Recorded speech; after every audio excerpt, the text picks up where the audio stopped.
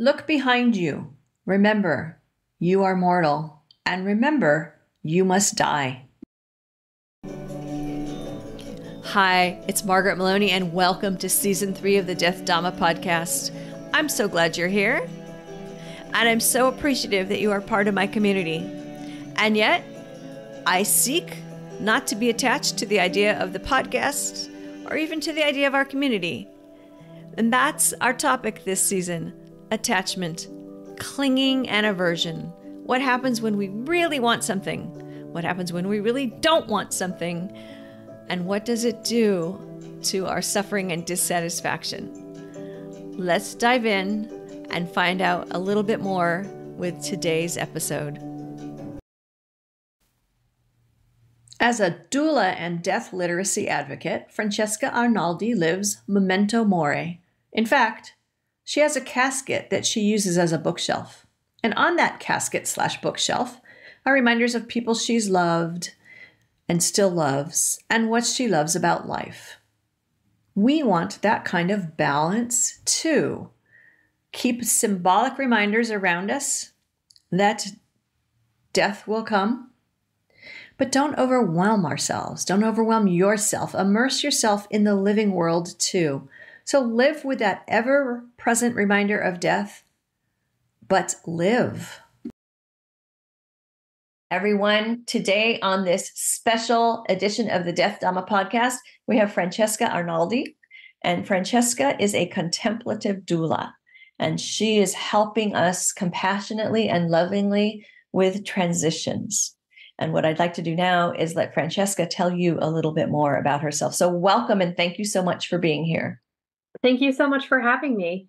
Yes, I've been using the term doula now for 14 years. So first in the birth world, I became a postpartum doula, and then a childbirth educator, and then a labor and birth doula, and did that work very regularly for a handful of years. And then in our personal life, we experienced a number of losses kind of back to back. So we had... Yeah, I'm sorry, that's difficult. Yeah, it was a tough couple of years. We had two of my grandfathers died, my father-in-law, and our pet dog. Oh. Yeah, and each loss was different and unique. And what they all did, though, together was really open up my mind and heart to wanting to provide support for end of life in addition to beginning of life. And I found myself naturally shifting into my doula presence during the end of life and grief, anticipatory grief. And so I kind of said it out loud or silently or something to the universe, and the fates obliged. And I was able to receive this beautiful invitation to create an end of life doula training program. Yes. Through just, a series of, it was kismet. And so I said yes to that, became a hospice volunteer. Oh, nice. And I do that still kind of when I can fit it into my schedule, and ran this program, and then continued to develop content, to write books, do a guidebook, a picture book. My most recent book out is an interactive workbook, and to give talks and workshops and things, and then to have a small private practice of my own and still balance out the hospice work. And then I'm also a researcher part-time with the Vermont Conversation Lab. And there we've been studying story listening. And during the thick of the pandemic, we ran a study, and it involved doula interventionists who were trained to catch grief stories.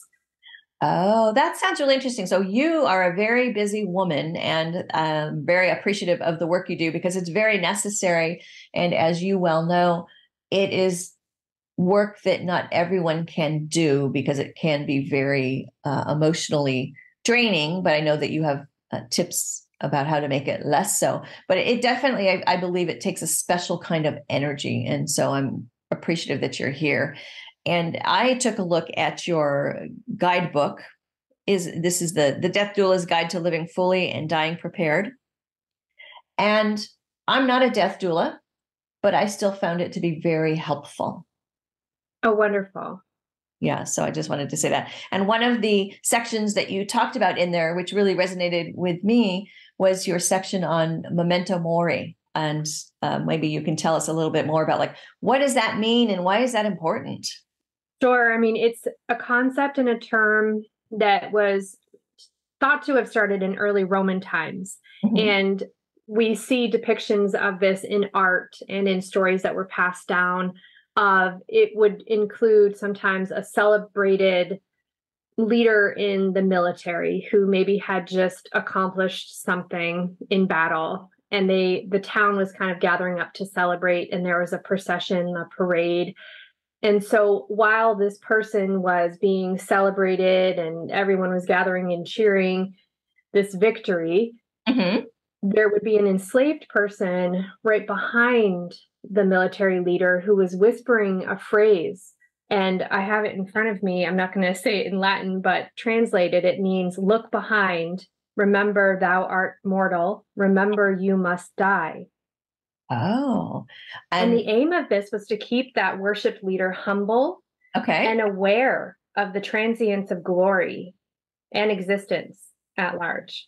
That seems so helpful. And I think, obviously I'm in favor of us keeping death in mind in the most positive of ways so that we can channel our energies and make the choices that will help us serve ourselves and others, in this lifetime. But so I really appreciate that, and that they did that. And that also brings in, the idea of impermanence. So here I am, let's say if I'm that Roman leader and I'm out and I'm glorified and I have this amazing career at this time, but there's that person reminding me, like, you're not here forever. Right. Yeah. So. Right. It's fleeting. It's not going to last. So that then gives us the opportunity to respond. So how do we respond to that? I mean, it can create fear and discomfort for sure, the reality of our mortality, but it also can create a sense of appreciation and even urgency to make sure that we're completing the work that we feel like we're here to do, that we're treating people and the planet in ways that we feel proud of, that we're sort of working through our issues, anything that we've been kind of dragging along with us that feels unresolved. We're tending to that because we know that, tomorrow isn't promised and we're not going to live forever. So how are we going to spend our time in ways that feel, in ways that feels, we want it to feel meaningful and personally, like we're proud, and that we are driven by something that's deeper than just the day-to-day sort of one foot in front of the other, the grind, and we're walking around sort of like we're half awake, half asleep. Yes, I think that's I love that description, half awake, half asleep.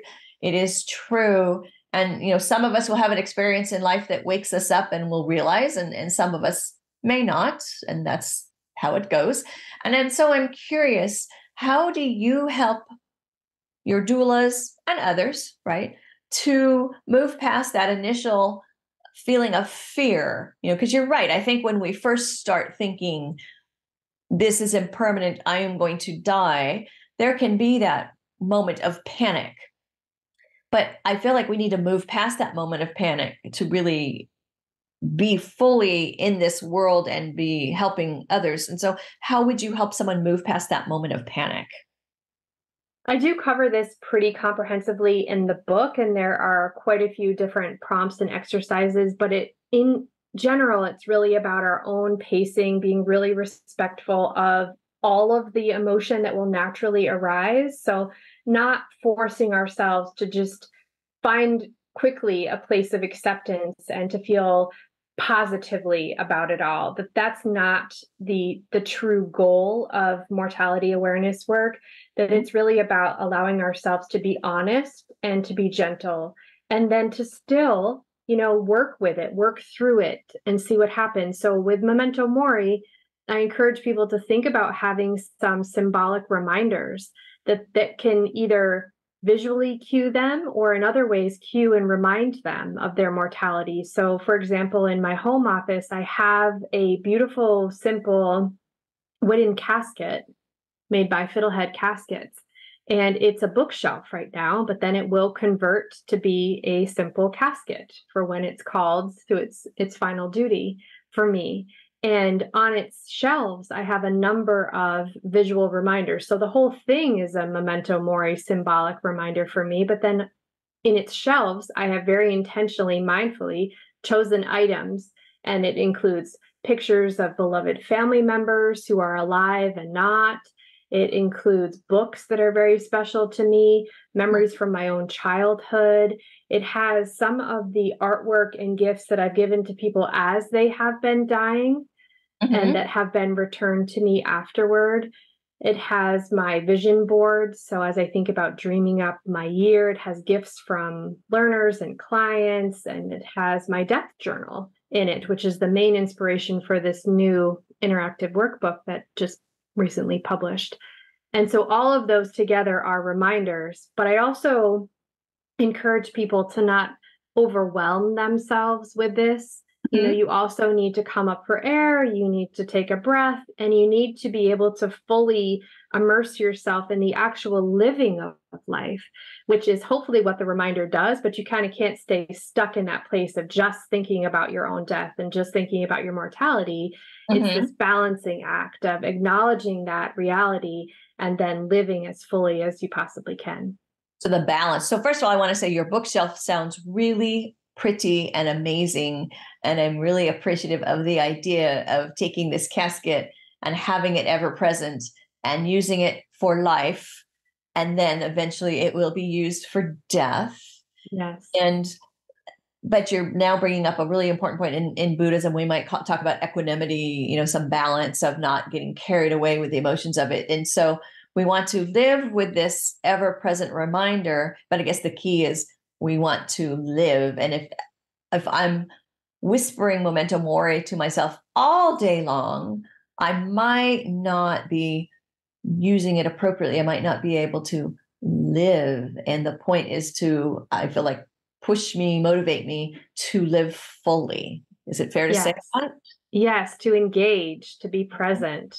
And so you're training these, you know, you're training doulas and you're helping other people, and you're in hospice and you're helping people and families. And so how do you help people in that moment to become more fully accepting of death if they aren't? Now, some people are in hospice, they get it, they're ready, their families get it, they're ready. But my observation has been that, you know, some people really resist until their body just gives out. And so how do you help those who are really resistant? It's definitely a challenge. I mean, sometimes in my work as a doula, private practice, in general, people who are familiar with what I'm offering, they're in general more open to it. And so they're more accepting of, okay, yes, this is my diagnosis, this is my prognosis, and I want to spend my time in ways, you know, with some intention there. And so they tend to be more open. People, when I'm a hospice volunteer, it does depend. Some people aren't very open to having those conversations, and I'm never forceful, I'm never pushy about it. The door's always open. And so I really, as a sign of respect, I try to adopt and utilize their language that they use, because sometimes people aren't ready to use the words death and dying or even cancer. And so I try to really listen to see where they're at. And then I present myself as somebody who's not going to shy away from difficult conversations. So often if somebody's ready to disclose something, they'll sort of inch forward and they'll test you out. And if you as a listener are going to minimize what they're saying, if you're going to try to immediately look on the bright side, if you're going to try to overlay your own stories or meaning on top of what they're experiencing, and you're going to try to say things like, at least this, or look at it this way, that is absolutely not what I would do as a doula. So I would take a step back. I would utilize and lean on silence a lot more than responding and verbalizing. And I would be very invitational. You know, if they want to go there, I am happy to accompany them. I'm not going to have their answers. I'm not going to be able to solve their problems or fix whatever they're facing, but I will make sure that they don't feel alone in it. And so in that way, if I continue to sort of prove that to people, then they will usually find themselves at some point feeling ready to have a conversation with more depth about their impending death. Now, sometimes that will happen away from the ears of their loved ones, because sometimes people will try to spare one another those conversations. And I totally understand that. But once somebody has said it aloud to me, because I feel like a safe sort of landing for them, then they will sometimes then develop the confidence and the courage to be able to have conversations with other people who are closer to them, who will be more directly affected.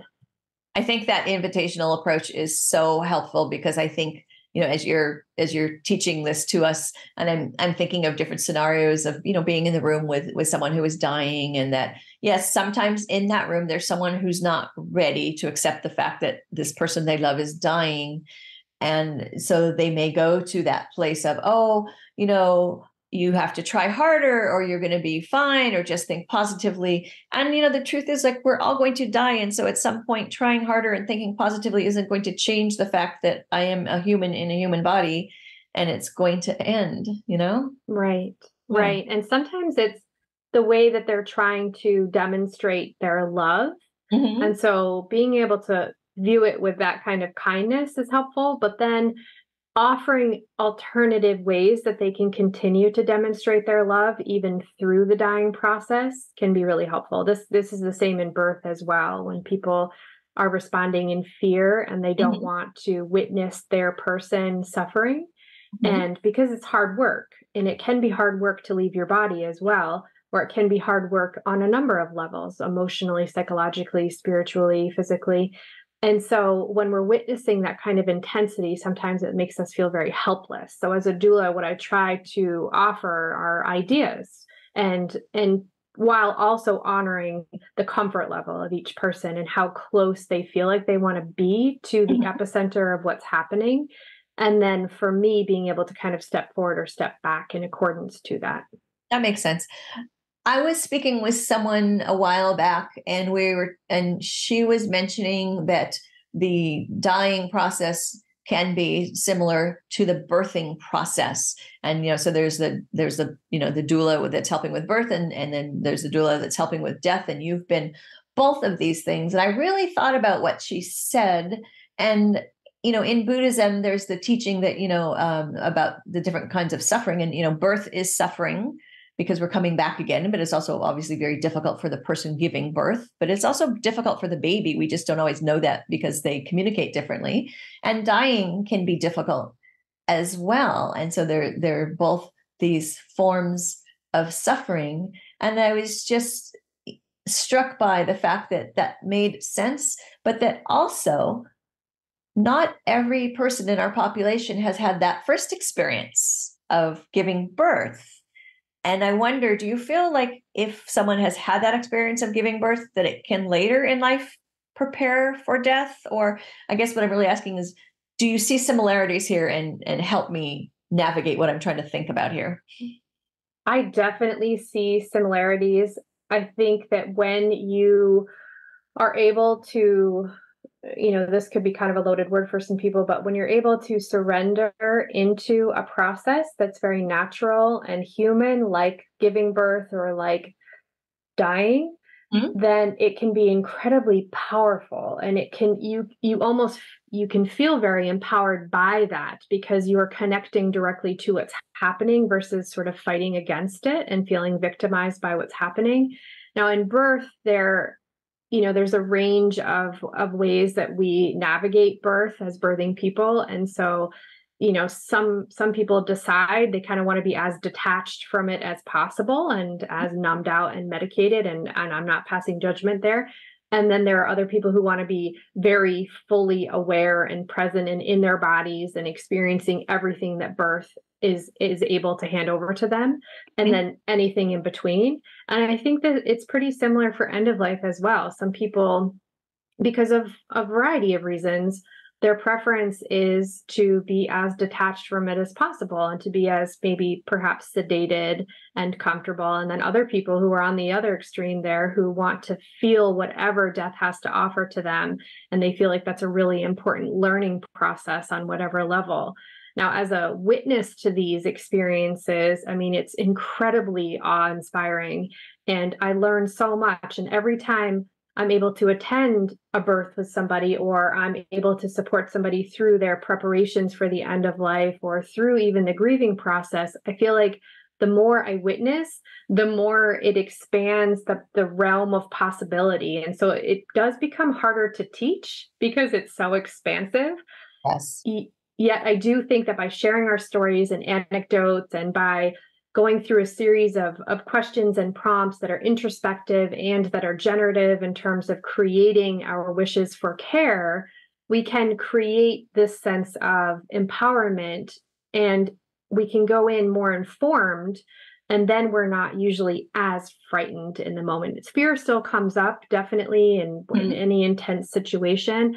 If you have somebody by your side who's going to remain calm and grounded and centered through that, and sort of walk you through those waves that you will definitely face, then you tend to feel like, I can do this. I can get myself through this. I can see myself through this. And it is expected, and it's natural, and it's part of being human. And I have all that I need within me and around me to do this thing. And, that phrase that you used, surrendering to the process, that's so key in so many elements of our lives. We happen to be, focusing on a couple of specific things here, but that's surrendering to the process, because sometimes many of us, we want to really just control something. It's in many of us, it's our natural, unnatural way of being is what I'm going to call it. That illusion of control. I can control this.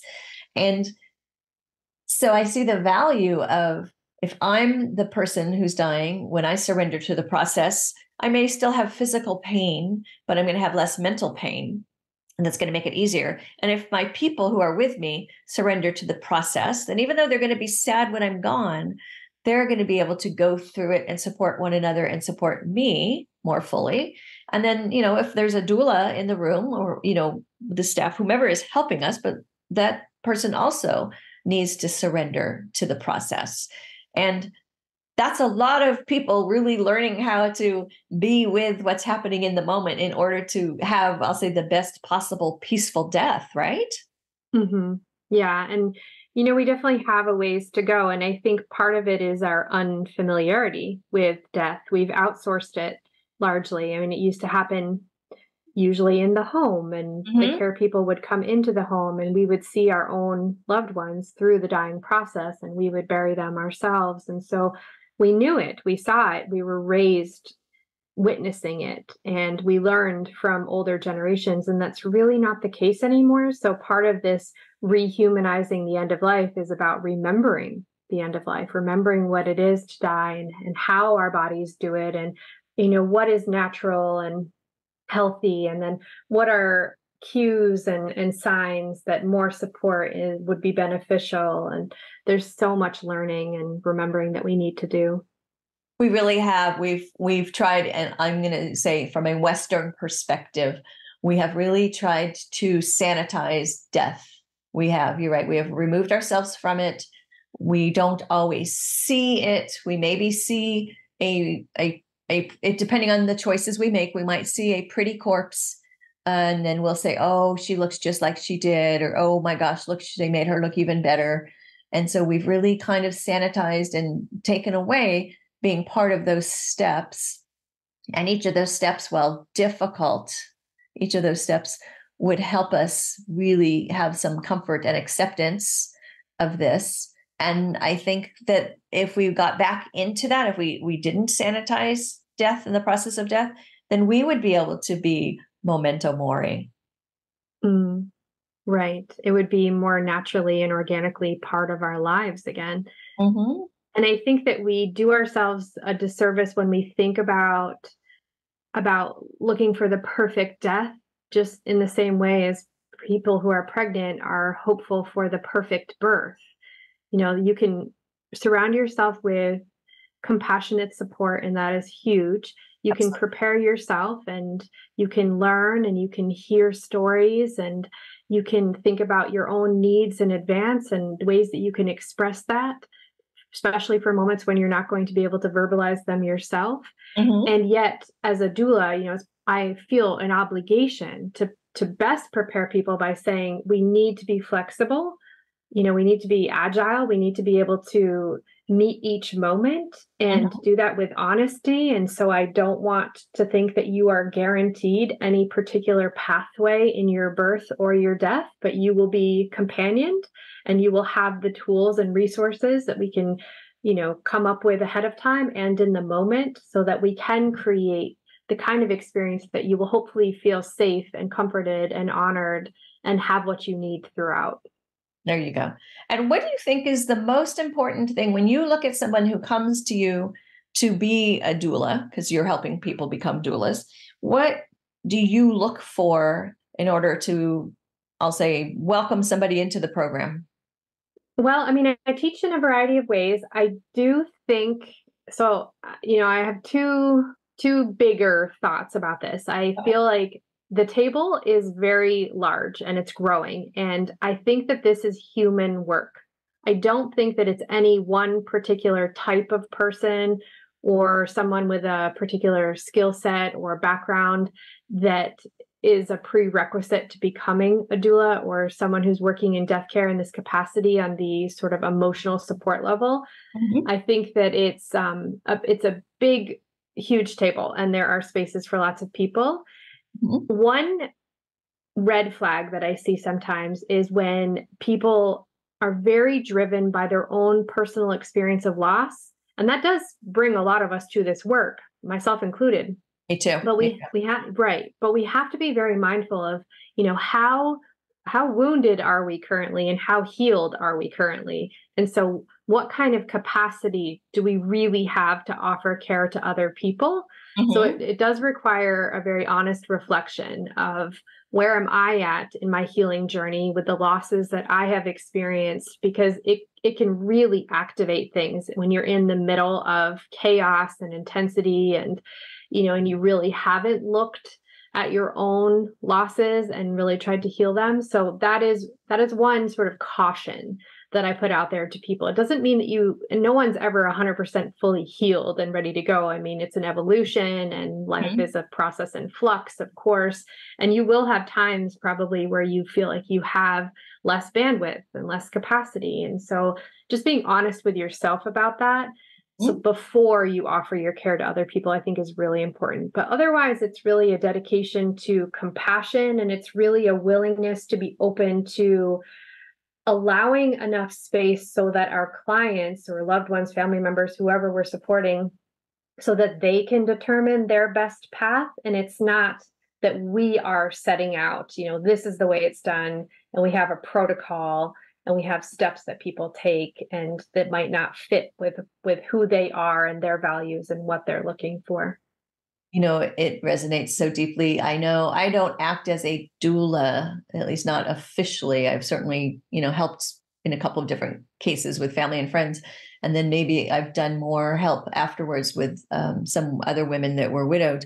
And I learned one day, I had this aha moment that I had to let go of how I thought they should be acting in their widowhood, and just realize this is the experience for them, and either I can help or I can't. But I don't want to be like, well, at this point, she should be doing this or she should do that, because there's no should. And so you're right. I had to really look at myself and go, oh, okay, so this is where you are. And I had to acknowledge where I was in order to really be truly helpful. Yes. Right. There's a lot of introspection and assessment. And, this new workbook, the Death Doula's Guide, is all of my doula bag poured into pages. Mm-hmm. And so I can offer that up to people who, as individuals, want to work through this, or also to death care providers as a tool so they can look at, let's work through this exercise this week, and here's another idea. But I always encourage people who are considering going into death care or any sort of helping field that they go through the process first. So as a prerequisite, if there's going to be one, you complete the exercises, you do the prep work, and also acknowledging that if you're in decent health, if you are not facing a terminal diagnosis, if you're not enduring that right now, that you're going to be in a different headspace than the person who is actually terminally ill. So you have to be able to differentiate that. But still, it's very valuable to do our own work first. We have to turn inward first before we extend that care outward. Absolutely. Absolutely. And I really felt that going through your guide and looking at the different sections and the topics and the exercises, I really saw you helping the reader, the participant, to really work through and be comfortable with these different elements, whether it was just in their own personal lives or to make them, I'll say, stronger in their role as doula, because I have learned from others that since every death is unique, that if you're the one they're helping, they are going to land differently with you. They will land differently with you. And that's based on where you are at that moment and what you've experienced in your life. And maybe this person reminds you of someone you know, or you had a similar experience and it's surfacing while you're helping someone through theirs. And so there's a lot to think about, right? Right. And that's so natural and it will happen. It is inevitable. And so we can be poised to recognize that when we're activated. And then it's like this little ding in the back of our head. And we tell ourselves, okay, I hear you. I see that that's happening and I'm going to tuck it aside for now. And then we need to attend to it outside of our visits. So we can't just brush it aside. You can't pretend it away because it will creep back up and usually more loudly the next time. So we have to continue to check in with ourselves and do that work so that we can come to clarity about what is mine. Okay, this is mine. And I'm going to actually explore it and work on healing. And then what is theirs? And then when there's more clarity between the two, it's everyone does better. And it's an ongoing process. Like, I'm not going to go through your guide and then be like, okay, I'm good. I'm done now. Right. I'm going to revisit sections. Absolutely. I'm going to revisit sections. This is really helpful. Now, I'm just curious, is there something that you would like to be able to share that we haven't touched upon yet? Well, I mentioned my death journal briefly, and I can see it there on my bookshelf. And that was the original inspiration for the book. And my death journal is a scrapbook that I have been creating for many years for my loved ones for my time of death, whenever that will occur. And I really hope to encourage other people to think about creating their own death journal. And so I take them through prompts in this workbook and beyond even what I've covered in my own death journal. And it becomes this opportunity to think about our own lives, to reflect back, to reminisce, and to kind of compile life stories, but also messages and notes to our loved ones and my hopes for them. And so they know where it is, they know where it lives. And it's not like I don't have these types of conversations with my loved ones. We do. So they hear these messages, but also I've created a place where they can go and they can find my voice and they can find my love and my essence there on the page for when they're missing me. So even in my absence, I will be able to comfort them. And I feel like as a mom, personally for myself, knowing that I'm leaving behind my loved ones, I imagine my end of days, whenever that might be, that will be my biggest anchor to this body, to this lifetime. And it will be the hardest to detach from. But knowing that I have created this gift for them, that they will be able to access when they're, deeply grieving me and our connection, that will allow me to surrender into the mystery of my dying with a little more ease, I hope. And it will provide them with a tool for coping in the mourning period. So I'm really trying to inspire more people, ideally kind of earlier on, before you are maybe facing life-limiting conditions, to consider creating your own death journal. That is an amazing suggestion. And I want to second and third it and fourth it. Now I'm schizophrenic, everyone. And the reason I want to say that is because I have two, not exactly like what you're saying, but I have two journals, one from each parent. And it came pre-printed. So I like the idea of do your own. It came pre-printed. And so they answered different questions about their lives.